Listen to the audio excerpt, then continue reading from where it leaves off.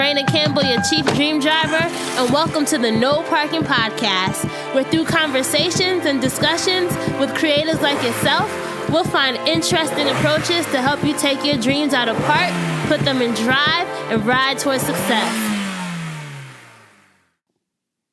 Hey, Dream Drivers, welcome to episode 57 of the Dreams and Drive podcast. Today, our guest is Emilie Burke, who's the brains behind Burke Does, inspiring millennial women to live financially, physically, and professionally fit lives. She writes about overcoming debt while balancing trying to eat healthy, stay fit, and have a little fun along the way.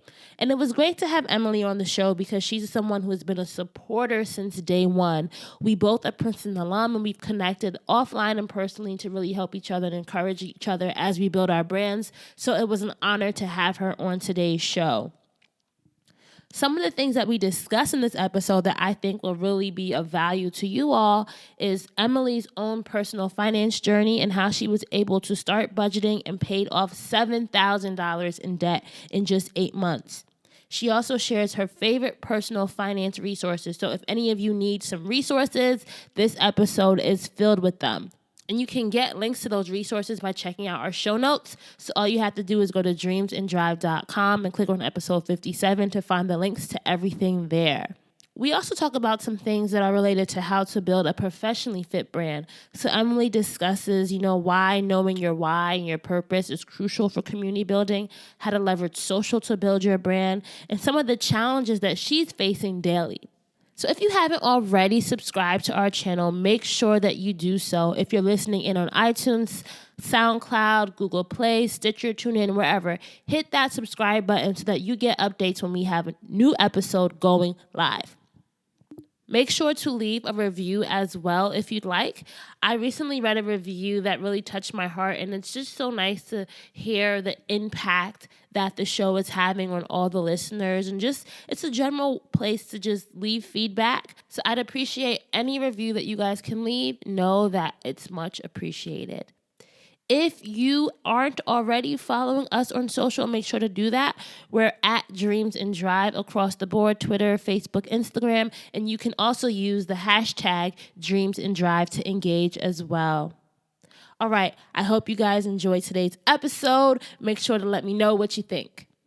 Hi, Emilie. Thank you so much for being a guest on today's episode of Dreams and Drive. I'm excited to talk to you.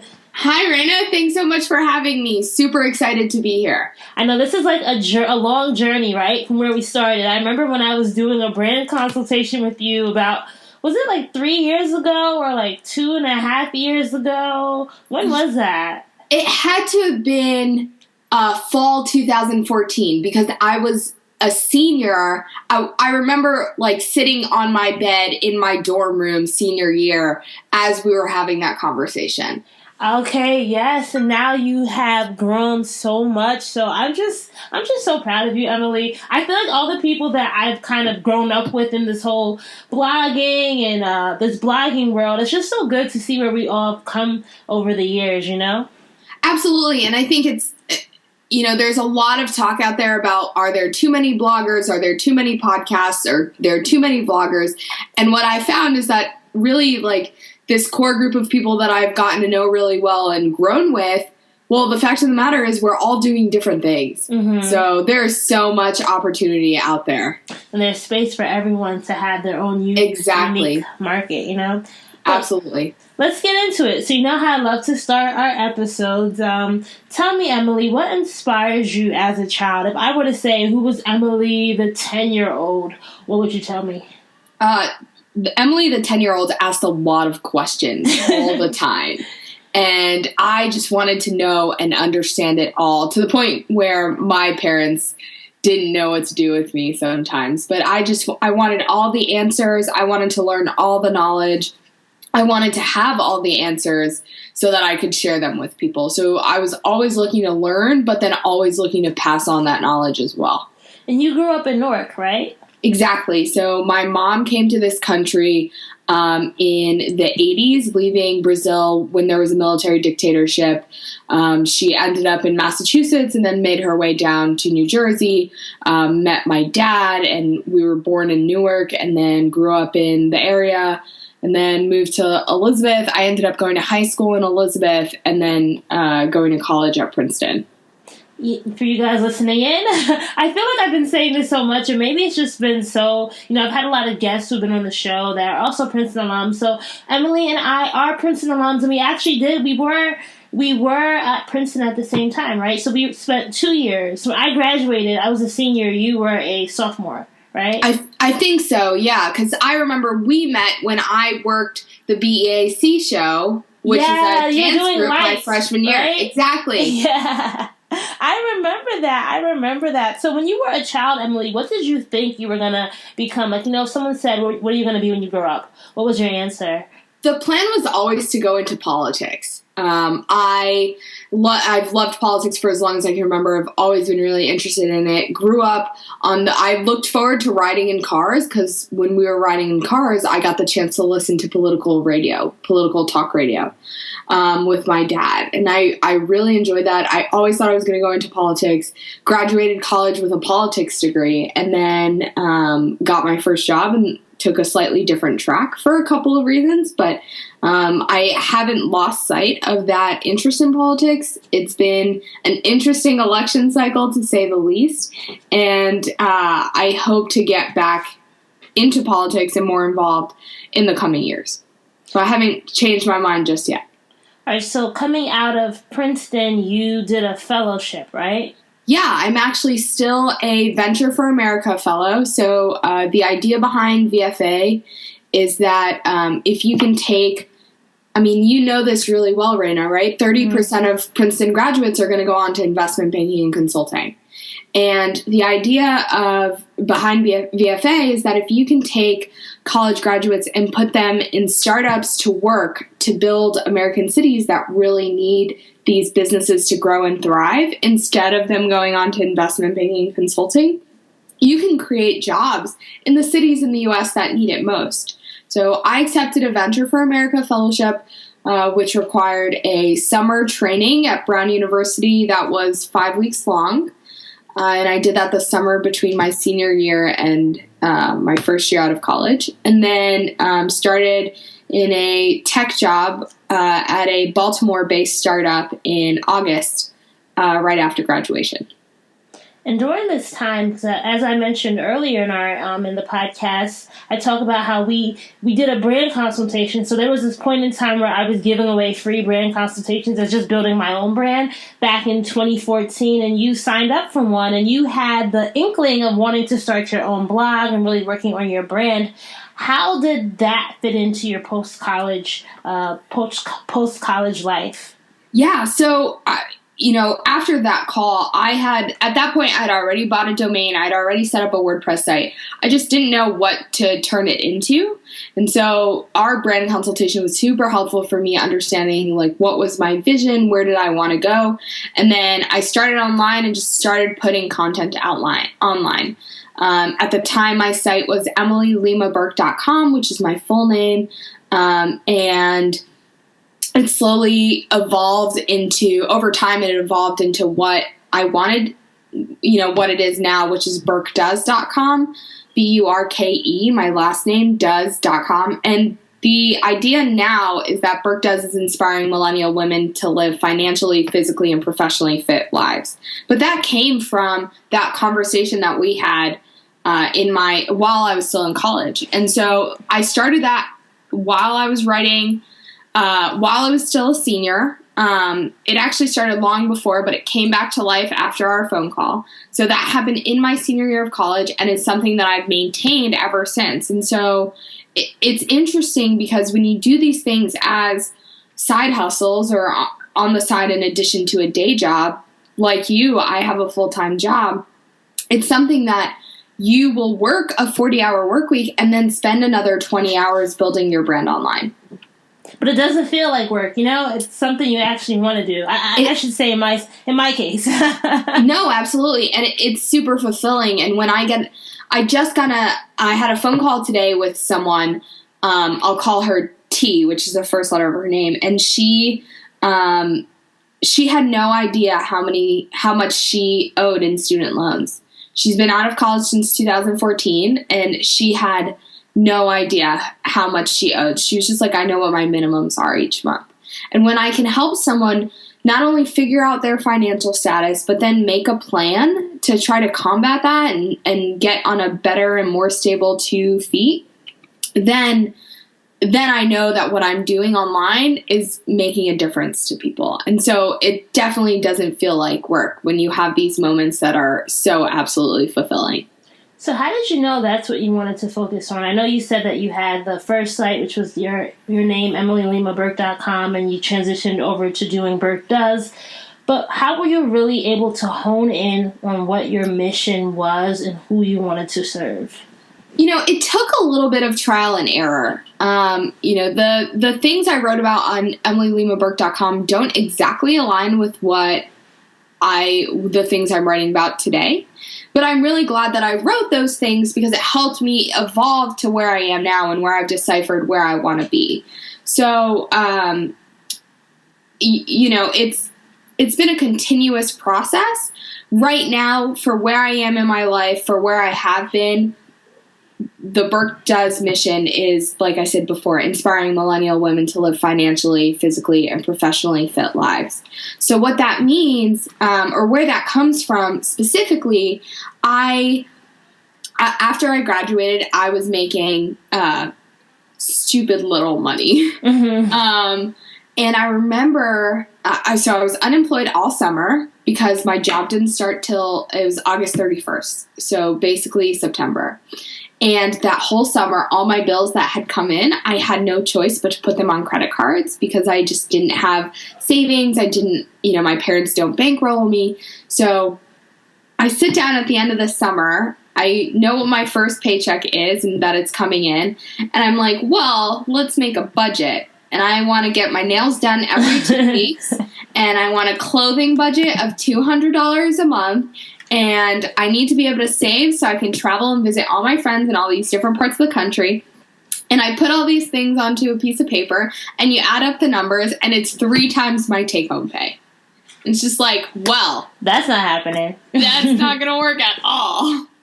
And so then I sat down and worked with people who were more experienced than me and made a plan. And what happened was on January 1st, 2016, I had over $22,000 of debt. And by August, I had already brought that down to $15,000 of debt. So I've had a lot of success, but as a result of being really mission driven. Mm-hmm. And what I've come, so since even within this personal finance niche, I'm still constantly exploring what it is that what am I called to share? And one of the things that I've really focused on is that you shouldn't have to choose between being successful at your job, living a healthy lifestyle, and paying down debt. And so I had a friend go on a job interview the other day, and they said to her, you sound really great, but when you come back, I need you to look the part. So make sure you're wearing Louboutins and what? They actually told her that? Yeah, they told her she didn't look the part. She needed to come back wearing much more expensive clothes. Wow. So I had that in my mind, and I'm like, that's crap. Fast forward a little, I eat pretty healthy. I do CrossFit 6 days a week. I try to be conscious of what I eat, but my friends always said to me, your grocery bill must be ridiculous because you eat so healthy. And I'm like, a cucumber costs 79 cents. What do you mean? It's not that hard. It's all about, to me, it's about educating people that you can live a budget conscious lifestyle without making a ton of money. And because I didn't for the last year, I didn't make a lot of money at all. And I share pretty openly about my income, about how much I'm paying off towards my debt, in the hopes that people can see that and say, oh, I can do that too. And so my budget, my rent, my utility bills are all on Burke Does, where people can actually see them and decide, like, this is an example that I can follow. And then you're in the bio on your website, you talk about how you didn't grow up in a family where budgeting was talked about, right? Where budgeting was done. So this is something that you had to really teach yourself, right? Oh, absolutely not. My parents, I remember being told about, like when I was a child, I know my parents almost filed bankruptcy. At one point, they had over $20,000 in credit card debt. My dad battled with serious bouts of unemployment pretty much my whole childhood and into my adulthood. My parents did not manage money at all. And so this was something that I had to, it's one of those, they throw you in the pool and you either sink or you swim situations, because I had to sink or swim and it happened real fast. And so the one source that I would say kicked off my financial journey was the Total Money Makeover by Dave Ramsey. Now that I've been doing this whole personal finance thing for a while, I don't necessarily agree with everything he says, but I think that's a great place to start for 99% of the population. Mm-hmm. And that's, can you say that one more time? The Total Money Makeover by Dave Ramsey. He's considered one of the most well-known personal finance experts in the space. So, going along that idea, were there other people that you were looking up to during the time that you were really figuring out your mission and trying to understand the industry and the important players?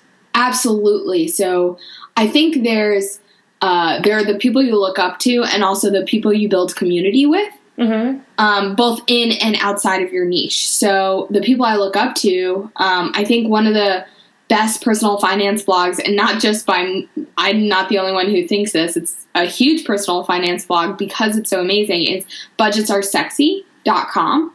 And that's by Jay Money.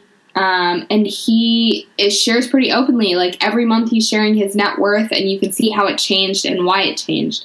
And he shares about how even though his net worth is crazy huge, he drives this beat up $2,000 car.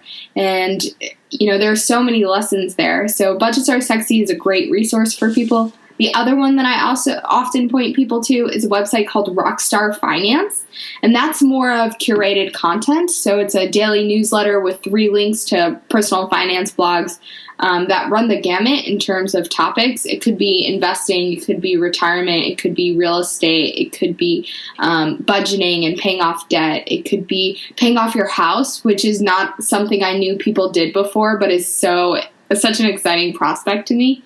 And it includes so many things: minimalism, decluttering. Sometimes there's an article about tiny houses, which I always think is a little bit wacky. But those are 2 resources that I tell people are definitely great places to start. But there's also the community that kind of keeps you going when you're struggling a little bit. And I'm really lucky. Bailey from Becoming Bailey, BAILEY.com. She has been such a great support for me. I'm so lucky to have her. Stephanie from StephanieOrifice.com is another blogger who made such a huge difference in getting me ready to share my actual debt numbers online. So one of the things that it's really vulnerable to like put these numbers online really honestly, right? To say like, here is how much money I owe on. It's so nerve-wracking. And so having that community of people who's super supportive of you makes a huge difference. I totally agree with that. And that's something that I've even found with building Dreams and Drive is you really need to have that support system, because there's going to be days when you're like, why am I doing this? And, no one cares about what I'm doing. And you doubt yourself. But having those people in your corner are going to be what really helps you moving at times, Absolutely. It makes such a world of a difference. And sometimes you just need a retweet from a friend to keep you going. Yes, you do. But one of the things that you talked about, and we've talked about this offline too, is really understanding your why, right? And when we were discussing what we should really hone in on for the podcast, Emilie, you mentioned talking about what's your why and why it's important, and how to go from I want to do this to how do I do this. So tell me why understanding your why, and even if we're talking about managing your debt or managing how you're going to create income, like why is that so important for anything that you're doing. Absolutely. So I, like you, I said before, I have a full-time job. So I'll work 50, 60 hours at my day job. And then I come home and I have laundry to do, dishes to wash, dinner to cook, grocery shopping to get done.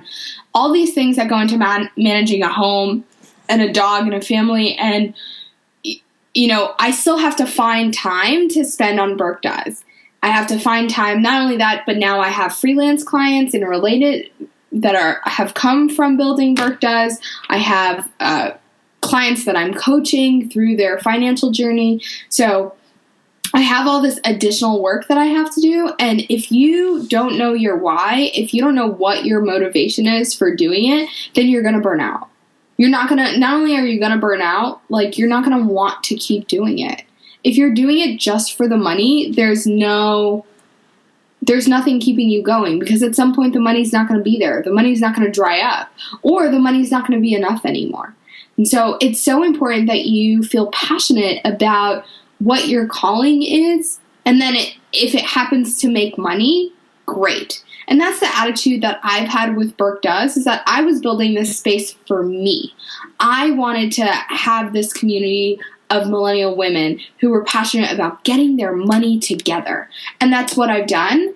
And now that this is growing, and I recently reached a point where suddenly there was like explosive growth in the site. And with that, my income has grown tremendously. So whereas before I used to just kind of generate a couple bucks every once in a while, I'm regularly bringing in a significant amount of money now. And so it feels really good to know that this community that I built because I was passionate about building it is now turning into a payoff. But if I had done it with the wrong intentions, like if my goal had been to make money more than it had been to build this community, I don't think I could have had success. So how did you figure out your why then? You know, was it like, did you have an experience that told you that this is what you're supposed to do? And like, what was that moment like when you knew that this is your why? I just think that I felt like these things were kind of obvious. You know, like a cucumber costs 79 cents. It doesn't cost that much to eat healthy. Like chicken breast and spinach, which is what I ate 5 days a week when I was living in Baltimore, like they're not that expensive. A bag of spinach, $4, like chicken breast, $1.99 a pound. And so I think that these things were obvious to me, but for a lot of people, I found that they didn't understand them. So even though it was obvious to me, it wasn't obvious to everyone else. So it was really important to me that I made it my mission to share with people that these things are not only doable, but they're practical, and that you can incorporate them into your daily lives. Was there, any feedback that you got at any point of your journey that really hit home for you? Because I know for me, like I'm, since building Dreams and Drive over the past year, you get people who really send you those thoughtful emails, and there's some that really just stick to your heart. Was there any stories like that really affected you and really solidified why you need to continue doing this? Oh, I mean, every time I hop on the phone with someone and they're just like, I'm so lost, I just need someplace to start. I can tell that by the end of the phone call, like we might not have come up with answers, but I've given them just enough guidance in a starting point, which is sometimes all you need. So that phone call with that girl that I had even earlier today, she was so lost and confused and scared. And by the end of the phone call, I made clear to her that this is a journey. It's not a sprint. It's a marathon, and that we're going to go through this together. And I think that attitude of like, I am going to be here to support you as we work to get your money in order it can be a real relief for people. And so I've gotten so many of those emails where people are saying, we never thought about getting out of debt. And since discovering Burke Does, we have paid off all of our credit cards. In fact, I got a comment a couple of weeks ago where a woman said exactly that, and she is not in my target audience at all. She was like just under 40, married, living with her husband, and just very different from my demographic. She didn't work. She ran, but she didn't like work out. Like she didn't lift. She just did cardio work.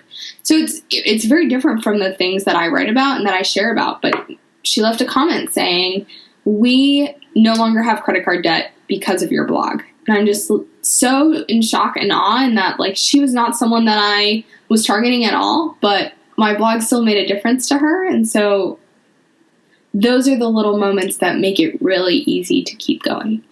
So I really want to, I know that our listeners can go to burkedoes.com and really get a lot of your information and really, really get the experience there. But I want to, you've been doing this for like a few years now, so you must have some of like, let's say your top 5 tips for anyone who really wants to manage their debt. What do you think is the one thing that a lot of people are doing wrong, that if they really focused on it, that could be a starting point to managing their debt?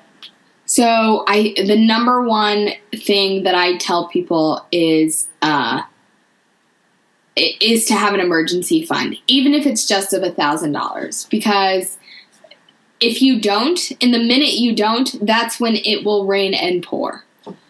So here's a prime example. It happened to me. My partner is military, and he was gone for like a month and a half on a training exercise. And while he was gone, my car broke down. So my car broke down. It cost me my whole emergency fund of $1,000. It cost me more than my emergency fund of $1,000 to just get it out of the shop. And I bring it home. I'm driving it. Not 2 days later, it starts making a funky sound. And I take it back to the shop. It costs some more money. And then the next month, because I don't have an emergency fund, my sole focus is to put money back in that emergency fund. And I think it's really tempting at that point to just say, let's keep paying on the debt. But then as soon as I had that emergency fund build up again, my mouth, I actually had a tooth that needed basically emergency oral surgery that my dental insurance wasn't going to cover.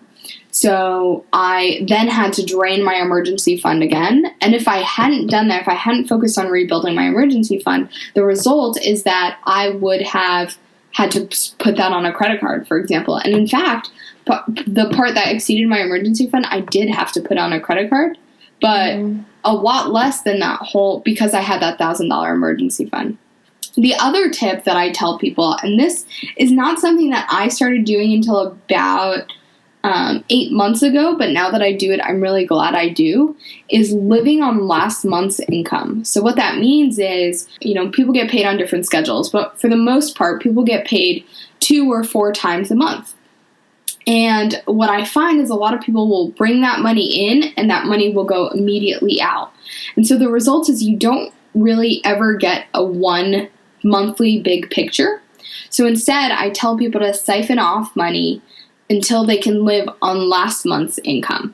So what's going to happen when I'm doing my December budgeting is that I'm going to get paid December 1st or December 15th and 30th. That's just how my company does the pay cycles. But if you get paid every other Friday, it's a similar idea. You're going to get paid twice. And so I'm going to live, though, I'm going to pay all my December bills with my income from November. And the result is that I'm not going to have to worry about when I'm going to get paid in December because I'm living on last month's income. So the December income is just going to go to January. And that gives you the freedom to know exactly how much money is going to come in and make plans for how that money is going to go out. Wow, that's a really good tip. I've never heard of that one before, but that is something that I think I'm going to have to start doing that. Actually, I'm going to admit to you right now, Emilie, and this is something that a lot of people listening might also suffer from, is I'm good at budgeting in my head, but I don't write it down. And tell me why that's bad and how I could, how anyone who's doing that, why actually creating a line-by-line budget is better than just saying, all right, I'm going to put this away every month and just kind of live off everything that's coming in and not really having a system. Why is having a system really important? So, if you're not in charge of, if you don't tell your money where to go, you'll ask where it's if you don't tell your money where to go, you're going to ask yourself where it went. So if you don't create a plan beforehand, you're going to have no idea where your money is. So, and I don't tell people that they have to budget line by line. Okay. So you don't have to say, this month I'm going to spend $100 on broccoli. Like, that doesn't need to happen. What you need to do, my budgeting system, and I share about this a lot, is that you need to know exactly how much money came in. So that's the number you're going to put at the top of the page. Then you need to figure out who you owe and what your minimum payments on each of those debts are. So let's say you owe Joe, Sally, and Sarah $50 each. So those are going to be your debts, and you're going to make sure that those minimum payments are there. And then you're going to put in your fixed bills. These are things that you know what the numbers are going to be every month. That might be your electric and your water and your rent and your car payment and whatever, those are for you. And then what's left over, you're going to decide, you're going to have to split into two categories. So one being your, what I call flexible spending. So that's the money that you're going to spend throughout the month on groceries, on shoes, on clothes, on whatever you want. But that's all going to come out of the same account. And the idea behind that is that it forces you to be responsible with your money and be conscientious of your spending. Because if you overspend on those Black Friday sales at the beginning of the month or at the end of the month, you're not going to have money for groceries.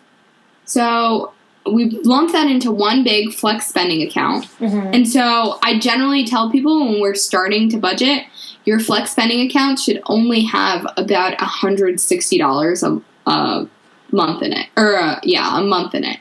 And sometimes, like mine, it's actually way smaller than that. And the more passionate you get about paying off your debt, like the more you'll find places to cut. But then the remainder of that, after your flex spending, that's going to be your debt snowball money. So that's going to be the big pile of money that you're going to put towards your smallest debt to get that gone as quickly as possible. And I always encourage people to take the debt snowball approach, which is where you put all of your energy into paying your smallest debt. The idea being, if you have 4 loans and they each are different amounts, and you can pay off the smallest one as quickly as possible, now you only have 3 loans. So you can put all the energy you were putting into that small loan into the next smallest loan. And that will give you traction and help you stay motivated as you cross these loans off your list. So once, let's say you pay off your debt, right? You're debt-free. What should be your next goal then? So it depends on where you are in your stages of life. So some people might want to buy a house, right? You might save for a house down payment, but you also want to make sure you have a pretty sizable emergency fund. Experts vary on this, and I think it depends a lot on what industry you're in, what your life is. A single parent might want a bigger emergency fund because they don't necessarily have a spouse who will be bringing in income if they lose their job. A family with a stay-at-home parent, same thing. If you're dependent on one income, you're probably going to want a more robust emergency fund. If you have 2 high-income partners, you might want a smaller emergency fund. If you're a 20-something who is totally debt-free and can live on not a lot of money if you lost your job for a month, you might want to be on the smaller end. But generally, people say between 3 and 12 months. So building that emergency fund is really important. But then you want to save for retirement. If your employer offers a 401k match, you definitely want to be capitalizing on that. And I tell people not to stop doing that while they're paying off debt. But you only want to go up to the match if you're paying off debt. And then once you're debt free, you might want to really aggressively max out your 401k. Make sure you're putting money into a Roth IRA, which is an investment account for retirement. You can always just have regular investment accounts. And I'm not an investment advisor. I don't sell any of those products, but I'm happy to point people towards really great resources on them. I think one of the best retirement and investment books that's out there right now is a book called 99 Millionaire by Scott Allen Turner. It's a great resource on investing and is a great place for people who have reached that point of they have their emergency fund and they've paid off all their debt. It's a great place for them to turn to figure out what's the best next steps for them. So one of the things that you really believe in is having multiple revenue streams, right? And Absolutely. Figuring out maybe having side hustles, things that will really help you create the revenue that you can then use to fund your different debt. But what were some ways that you leveraged your blog to create different revenue streams? Well, so how can people listening in also do the same? Maybe you can share some lessons about that.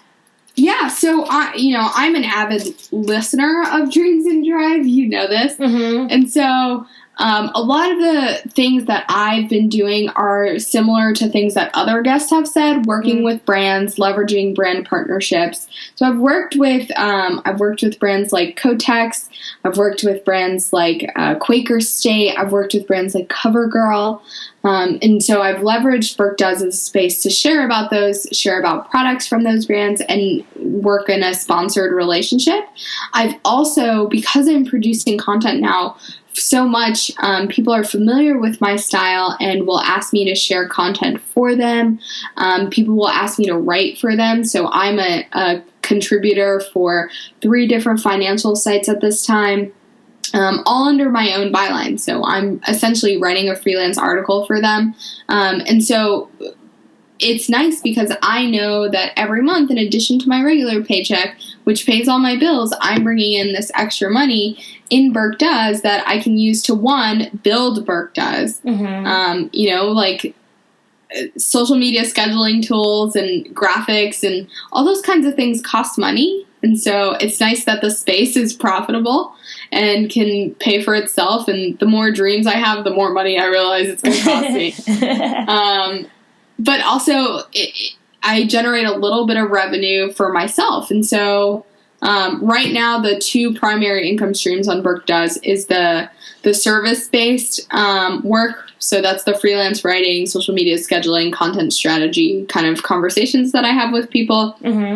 And then the other side is the brand sponsorships. There's also a little bit of affiliate marketing going on, but there will be a lot more of that in the new year. So the hope is that in 2015, that was so long.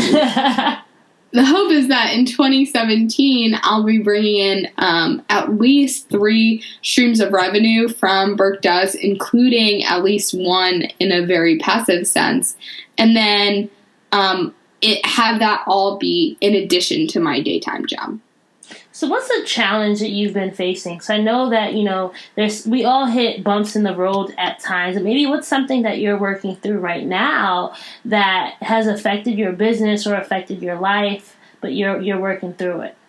I think you reach a certain point where people say, well, if you want to make money, you have to do it this way. And sometimes that means sacrificing a little piece of what you're doing. And so it can be really hard to refuse those things, right? It can take a lot of willpower to turn down a brand that wants to pay you $400 for a sponsored post when it just doesn't work with your mission. But that $, you're like, $400, you know what I could do with $400? But when it doesn't match who Burke Does is, when it doesn't match your audience, when it doesn't serve your audience, like, you have to say no. And I think it can be hard to kind of maintain that authenticity when you're trying to make this space profitable, because the more money Burke Does makes, the more I can put into it, right? Like, at some point, like, I'm going to need help. I'm going to need someone else to write out tweets. And in order for me to do those things, I'm going to need to bring in more money. And so there's definitely that pressure to to find the balance between being authentic and making money and having it as a business. But I always err on the side of authenticity because I never want to sacrifice my name, the Burke Does name, or my audience's trust because someone paid me money to do it.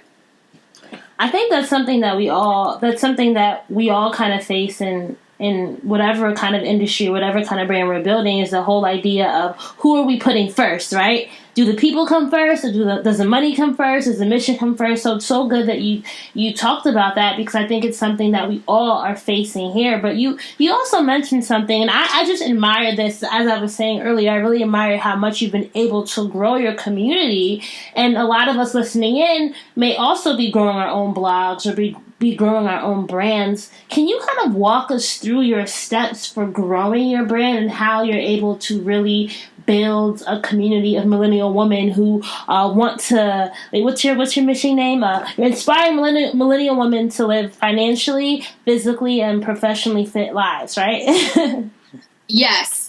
So, how did I go about building my community? That's a great question, Raina.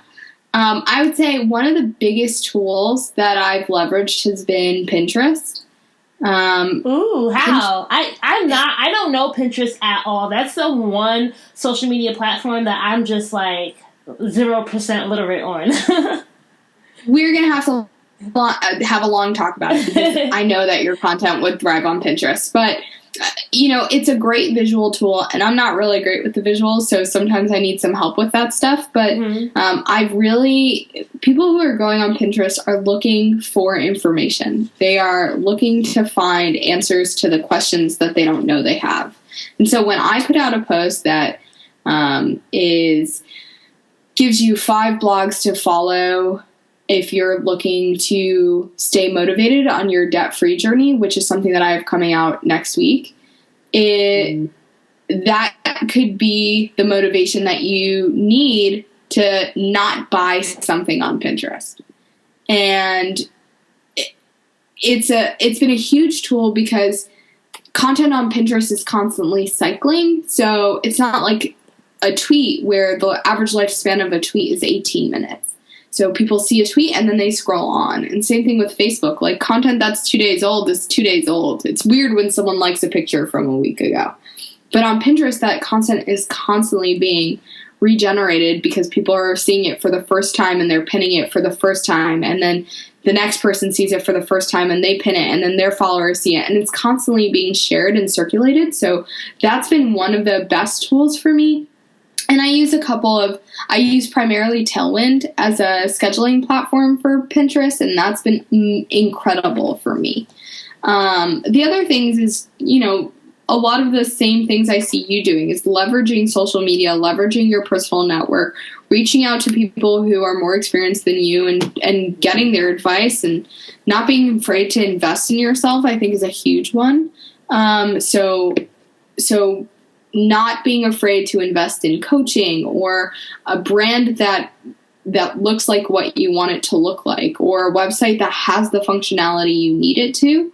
Like, those are things that are really important, I think, for making it as easy as possible for people to just join your community.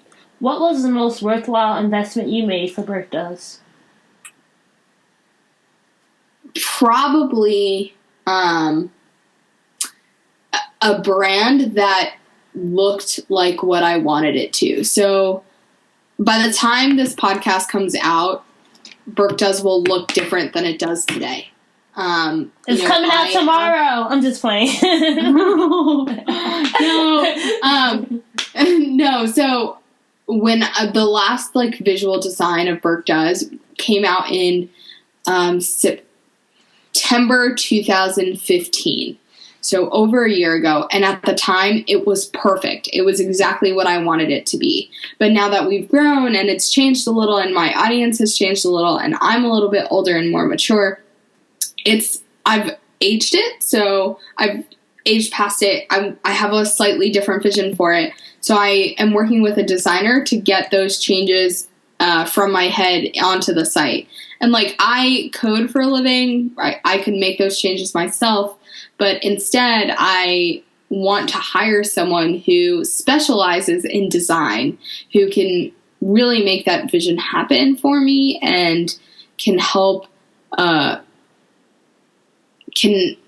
make a beautiful brand in a way that I don't have the skill set to.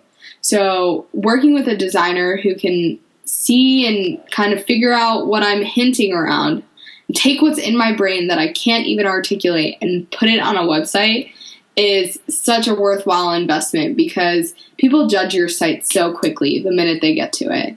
And I just want to give a shout out to Fran from freeborboleta.com, because she is the best designer I've ever worked with. I've worked with her on 3 different sites now.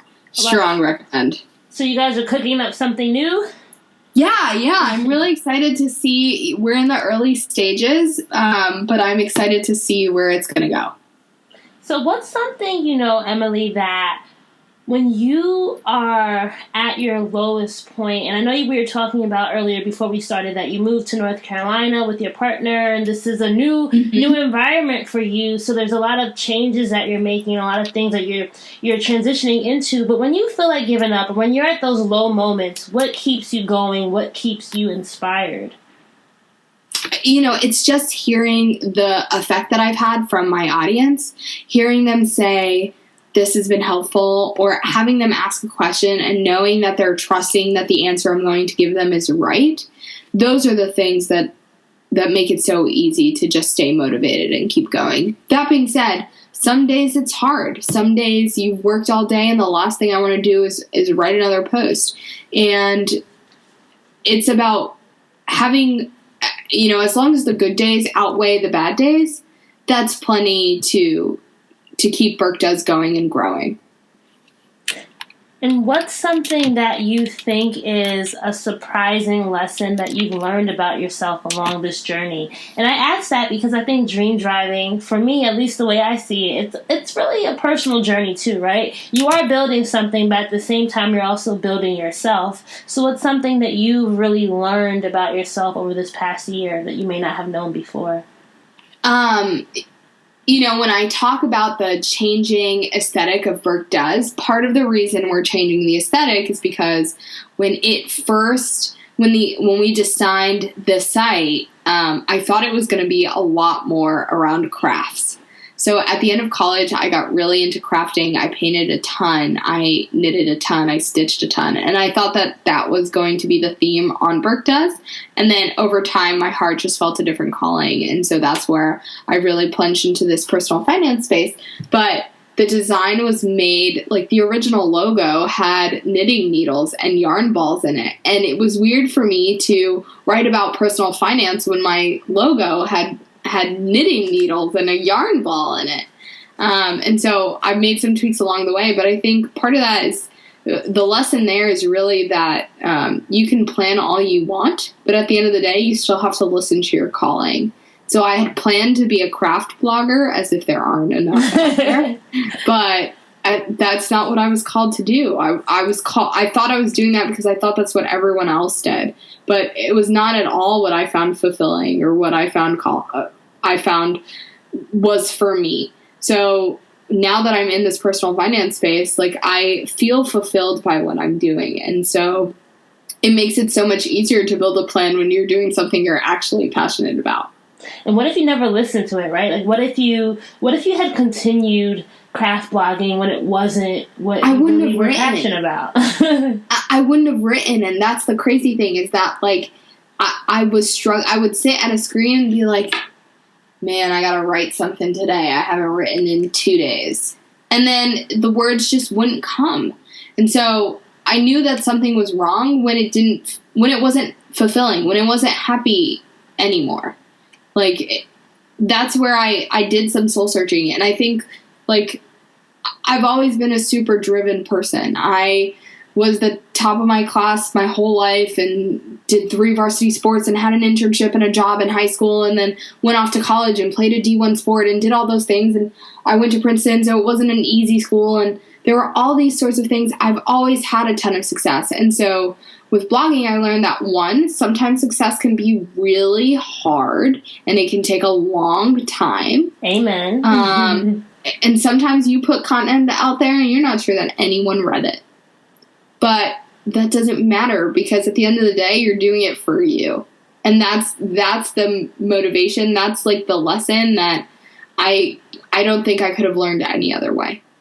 So let's go into our lightning round, Emily. I really love your story, and I think there's something that I hope that all the dream drivers listening in have really been able to take away as much as I have from this. But lightning round time, are you ready? Yes. So this part of our interview, I'm going to give you a prompt, and I want you to tell me the first word that comes to mind. You know how this goes, so hopefully you didn't write down any answers beforehand, okay? No. All right. Park. Transition. Reverse. Change direction. Neutral. Reflect. Drive. Full speed ahead. Ooh, those were sleek. I like those. I did think about them a little bit beforehand. It's one of the perks of listening to every episode. I know, you're like, if I did it, what was I going to say? It's funny because I think on one of the episodes I had a friend do a lightning round with me, and I'm like, oh, this is kind of hard if you aren't thinking about it beforehand. Absolutely. And it's always like, you hear the really great answers, and you're like, wow, that's a good one. So, if you want to be a dream driver, you have to have your keys to success. So, Emily, tell me 3 things that you think every dream driver needs in their toolkit before they hit the road. The first is passion. So if you're going to be driving, you need to make sure that you have a fire in your belly to keep going when the things get hard. When you're stuck in mud and there's a snowstorm, if you're going to keep going, like, you need to have the fire within you to keep going. So definitely number 1 is passion. Number 2 is going to be a team around you. You need to have people who are supportive and people who believe in your mission. And sometimes that can take different forms. So for me, that's the Shield Sisters Initiative Coaching Club. That's, like a mastermind group for me that I can turn to. And 3 is you need to have role models. So you always need to be looking up at people who are more experienced, who are better than you. And that gives you somewhere to aim to. Thank you. Passion, team, and role models, right? Absolutely.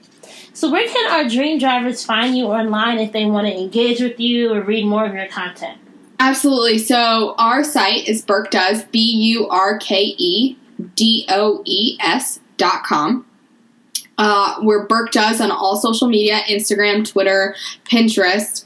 If you want to see more of my work, personally as a freelance writer, you can visit Emilie Burke, Emilie Burke, Burke.com. And being the super driven person I am, I also publish weekly goals online. So that's my to-do lists, plural, .me, M-E. And there are weekly goals up there that I post every Sunday, and you can track what books I'm reading and things like that. It's kind of a side project. It's not a thing, but it's been a fun adventure for me to see where I was, 6 weeks ago, 6 months ago, 6 years ago. I didn't know that you do that. I'm going to check that out after our call. Oh, yeah. Emily's to-do list. Okay. Yeah. So it's totally an aside thing. Like, very few people visit the site, and I'm always fascinated by the ones who do because I have no idea how they got there. But it's just, weekly to-do lists where I can set goals, and sometimes they're super ambitious, and sometimes they're only 3 things on the list. It totally depends on what's going on in my life. But since I started this goal setting system and I use the Lara Casey Power Sheets, I have gotten more done than ever before in my life. And goals are important. That's one thing that I tell everyone, that you really need to have some type of goal. Even if it's a small goal, even if it's an undefined goal in the beginning, have something that you're working towards and constantly refine it. So thank you for mentioning that. Absolutely. This is going to sound crazy, but I set yearly, 6-month, monthly, quarterly, weekly, and daily goals every single day. Oh wow! I need to get like you. I have I have my monthly goals, and then I have my quarterly goals. I'm scared of thinking too far out ahead, but maybe I need to get a little bit better with that. But that sounds intense, Emily. I've just always been very goals. I think goals are great. They're dreams that you've put into words, but then the next step is taking those goals and building plans to get them done. So it's always about pushing yourself to be a better person. And I think that goals and setting goals, and that's part of my system to do that. But I think there's a different system out there for everyone. So do you have any parting words for our dream drivers? Anything that you want to tell them as they end listening to your podcast interview? Yeah, so I would say, first, feel free to visit Burke Does. We have an awesome weekly Kickstart on the site right now that people can sign up for, and it will help you get your life going and do some reflection along the way. But also, just don't be afraid of failing. I think being very driven people like you and I, Raina, we can be afraid of putting ourselves out there and hitting a wall or not getting the results we wanted. We're not getting the results we wanted quickly enough. And when you get over the hump of being afraid that you're going to fail, you're going to have a lot more success. Well, thank you so much, Emilie. This was a pleasure. As I said before, I'm so proud of where you've come from when we first started this journey, and I am just excited to see you drive along this road that you're on. I'm wishing you lots and lots of continued success. Thanks, Raina. And I love listening to Dreams and Drive. It always keeps me motivated every Wednesday. And I look forward to seeing the podcast and the brand grow. I am so glad I've been listening since the very first episode, and there's so much wisdom in this podcast, and people have so much to learn from it. So you keep doing it because it means so much to people like me. Thank you. All right, so that's a wrap for episode 57 with Emilie. I really hope that you guys enjoyed hearing her dream driving story and her sharing her keys to success. If you want today's show notes and you want to get links to all those great personal finance resources that Emilie mentions, just go to dreamsanddrive.com and click on episode 57. Make sure that you are subscribed to us. So wherever you're listening, iTunes, SoundCloud, Google, wherever, hit that subscribe button so that you get updates for when we have a new episode going live. Lastly, and I know I sound like a broken record saying this, find and follow us on social. We're on Twitter, Instagram, Facebook at Dreams and Drive. I'm always trying to get in there and engage with you guys, so a new follow would be greatly appreciated. I just want to also say thank you guys so much. It's episode 57. Each week, we're just getting better. Each week, we're getting bigger. Each week, more people are really being impacted. So if you ever have any episode suggestions or have any topic suggestions, just feel free to send me an email, Raina@dreamsanddrive.com, and that's Raina, Rana. All right, so I hope you're having a great week. Remember to keep dreaming, keep driving, and we'll chat again in episode 58.